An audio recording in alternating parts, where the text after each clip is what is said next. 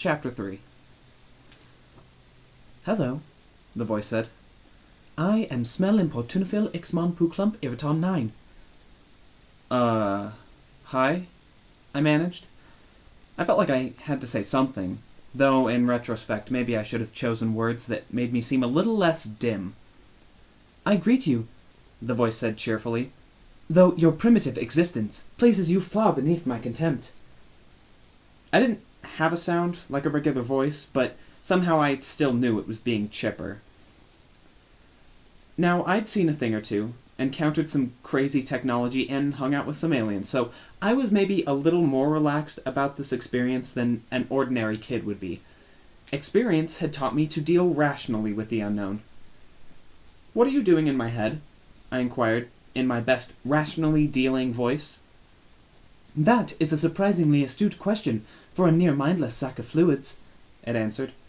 Allow me to respond with a question of my own. Where is your head currently located? It's on my neck, and that along with the rest of me is on a planet called Earth. I have never heard of this planet you claim to inhabit, and I am familiar with more worlds than this puny brain could comprehend. Perhaps you have the name wrong. I'm not saying anything too far-fetched here. The planet is actually called Earth. That determination is yet to be made, the voice said. I am skeptical of what you say, for you are clearly burdened with an inferior intellect. I hope your lack of intelligence makes you anomalous among your kind. If you're all like this, I may give in to despair. Okay, let's start with some basics, I said, already wondering if I could exchange this voice for one that was less irritating. What are you? I believe I already mentioned that I am Smell Importunifil Ixmon Puklump Iriton 9. That's more of a who than a what, I said. For example, I'm Zeke Reynolds. I'm a human being. You are, let's call you Smelly, okay? You're Smelly, and you're a Deathbringer. I sat up so quickly I started to feel dizzy. I jest with you, Zeke Reynolds. I was worried you weren't paying attention before. I thought I might startle you out of your indifference. I'm really not indifferent about there being a voice in my head. Yet you do not register what I tell you. I am a Puklump Iriton 9. Okay, I know I'm setting myself up here, I said. But what's a Puklump? Smelly said. Well, I have searched your brain. Maybe you shouldn't do that without asking, I interjected, but it ignored me. And I have found no suitable linguistic equivalent for the complexity that I am. Trying to explain my existence to you would be like trying to explain a mandolin to a squid. Thanks for the analogy. I discovered these terms while searching your brain. Look, I don't want you searching my brain, and I appreciate that I'm the squid in your metaphor, but I kind of like to know what sort of thing is living inside my head. Oh, I am not living. You need have no fear about that. I shall not suck out your nutrients. I shall neither devour your flesh nor excrete digest waste inside your head. Well, that goes in the plus column, I admitted. I am a construct, it said. I am perhaps most closely associated with what you call artificial intelligence, though, unlike the images I am currently finding in your brain, stop that. I am not a machine built of specific components. Rather, I am a slight rearrangement of already existing atoms, such that they can host and manifest my personality. Do not fear that this will hurt your primitive cognitive function, for your brain will function as it always has, alas. However, I do have access to your sensory input. Which means what? I asked. There was a terrific explosion of wood and brick as a locomotive propelled towards me. I heard the sound of the brakes screeching as the train tried to slow down along the tracks that now, however unexpectedly, ran directly towards my bed. Smoke and dust filled the air. My nostrils were clogged with the scent of burning tar and oil and hot metal. I leapt aside in desperate hope that I could get out of the way before the train hit me. Then I was lying on the floor of my room, hands over my head. There was no rumbling metal behemoth barreling towards me. There was no screaming engine. It was just me, hands over my head, feeling a whole lot like an idiot. I have observed host beings don't generally like it when I create false experiences, Smelly said. Yeah, I told it, pushing myself off the floor. I'd be one of those beings. I was trying to act cool for whatever good it would do me with the thing that lived in my thoughts, but I was shaking. The experience had been so real. Sound, smell, The feeling of the train shaking the ground. Please don't ever do that again, I said. As you wish. I strive to be agreeable. I sat on my bed. So let's get back to what you are exactly. Are you like a computer program? That is a primitive way of explaining my nature, but I suppose it is as much as you understand. And how did you get in my head? I asked. I don't possess that information. I have no memory of being implanted here, though beings of my nature require a host body, organic or artificial, to consciously interact with the world. Artificial is vastly superior, as you might understand, for we do not have to share autonomy. Usually, the transfer from one host to another is affected by linking my essence to other forms of technology. Wait a minute, I said. Are you like some sort of computer virus left over from the technology I had implanted last year? Based on what I see all around me, and the images in your brain, I believe your species lacks the expertise and intellectual capacity to manipulate my framework.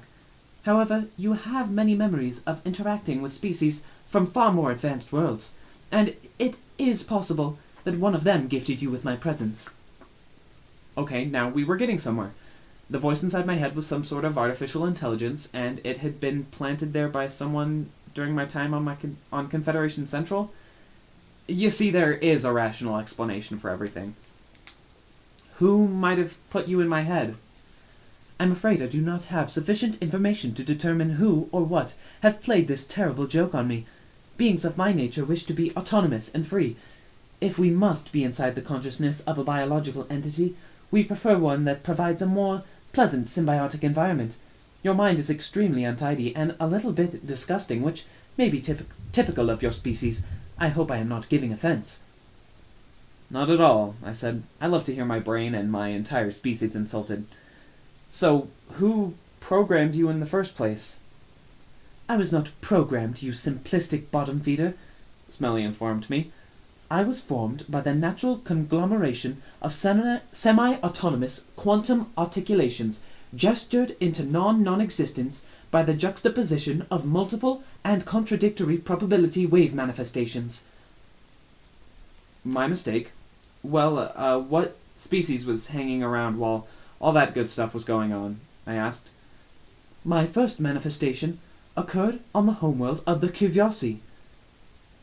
I didn't think I'd ever heard that name before. Well, what do they look like? It is not for you to know, for even a hint of the nature of their existence would cripple your limited comprehension. They are beings of unfixed appearance and geometric wonder. So noted, I would not ask for hints. And where do they live? I asked. That information cannot safely be revealed to the lesser ones. Work with me, Smelly, I said. You seem to be stuck in my brain, and I think we both want to know why. Maybe you could tell me a little something? Not without a frame of reference. I was pretty careful about what I looked up on my computer these days. I knew that Richard Rage and his howling commandos would be tracking my internet activity, but I hoped this one inquiry wouldn't set off too many alarms. I submitted a quick Google search for an image showing Earth's location in the galaxy. An illustration popped up on the screen. The bright spiral of the Milky Way, and a little red dot with an arrow pointing to it to show my home planet. Can you see that? I asked. I can use your primitive biology to sense things beyond your perception. I can, if I wish, listen to the heartbeat of a buzzing insect. I assure you, your ocular systems are mine to experience, manipulate, and exploit. And I know this location you show me. It saddens me, small pathetic creature, to understand that I have been dormant for many eons. At the time of my last recollection, the world on which your meaningless existence came into being was not scheduled for the preparation of life for several 100,000 years. It took me a minute to process this. So your existence, or whatever, happened during the time of the Formers? If that is what the insignificant call the Kuvyosi, then yes. The Formers were a precursor species. Unknown eons ago, they had gone around the galaxy terraforming worlds and seeding them with genetic startup material, which was why so many alien species were about the same size and shape, and animals on one world looked like the sentient beings on another.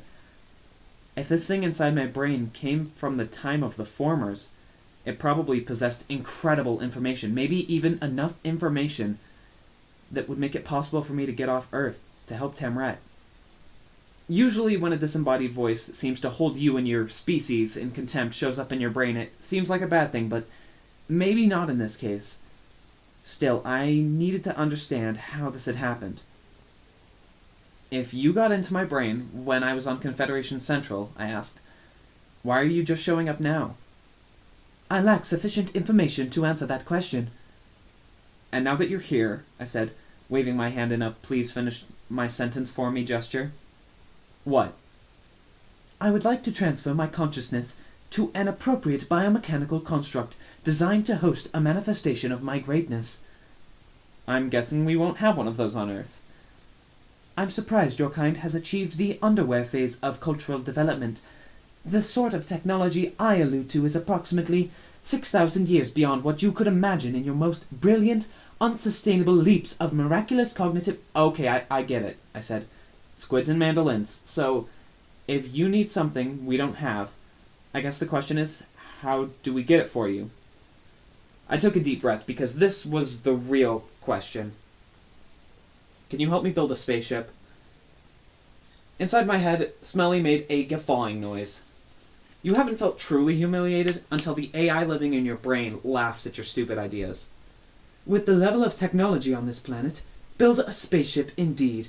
Can you build a particle accelerator with a glue gun and a handful of twigs? Your foolishness is truly beyond even my nearly limitless comprehension. So much for that. For a moment, I'd hoped that luck had come my way, and somehow I would be able to try and make things right. Smelly, I now saw, was not a solution. It was just another problem. No, I cannot aid you in building a spaceship, you drooling simpleton. However, it added, I might be able to help us find one that already exists. Smelly's thinking seemed to me a bit of a pipe dream. Apparently, it had been customary for the Cuviosi, which I now knew to be the real name for the Formers, to visit worlds that they had terraformed and gaze upon their handiwork, and give each other high fives or slap tentacles, or do whatever worked with their autonomy. But things can go wrong, and no one wants to get stuck on a primitive planet full of unpredictable savages such as myself.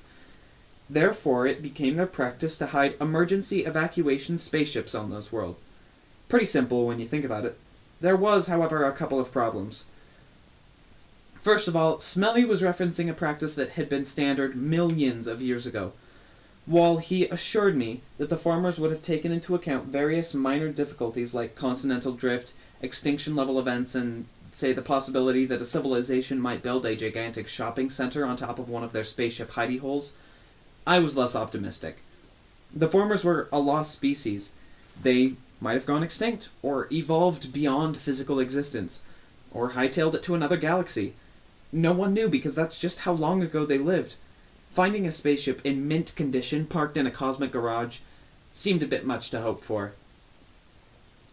It's a kind of dangerous leaving advanced technology like a spaceship lying around, isn't it? I asked. What if the locals were to find it before they were ready? Then the results would be interesting, Smelly said, and possibly hilarious. The beings you call Formers have always been great experimenters. They love nothing better than to wind a few beings up, put them in unusual situations, and see what happens next. Sometimes it's a small group, sometimes a planet, or a series of planets. That's just how they roll. Always happy to be part of a cosmic science experiment, I said. None of which tells me how we would even start looking for one of these lost ships. To no one's surprise, I have some brilliant ideas on the subject, Smelly said. It would be pointless to use your facile computer networks to search for an object that no primitive creature on your world knows to exist. We must instead integrate ourselves with the biosphere in order to sense its iodisynchronic radiation signature. We must also have the capacity to traverse great distances at high speeds, displace large and heavy objects, and move through normally prohibitive environments, such as the depths of the ocean and the crust of the planet itself. And how am I supposed to do all that stuff? I shall help you construct a lightweight body sheath that will provide the necessary interactivity and physical enhancements. I'm gonna build a super suit, I asked. I believe, Smelly said, it is going to be da bomb. Like everyone my age, I hated it when adults and artificial consciousnesses tried pathetically to use youthful jargon. Can I ask you to never ever use slang again? Sad face, it said, and then in case I didn't understand it, projected a gigantic, yellow, frowning emoticon in my field of view, which looked as real as anything else in the room. The sooner this thing was out of my head, the better.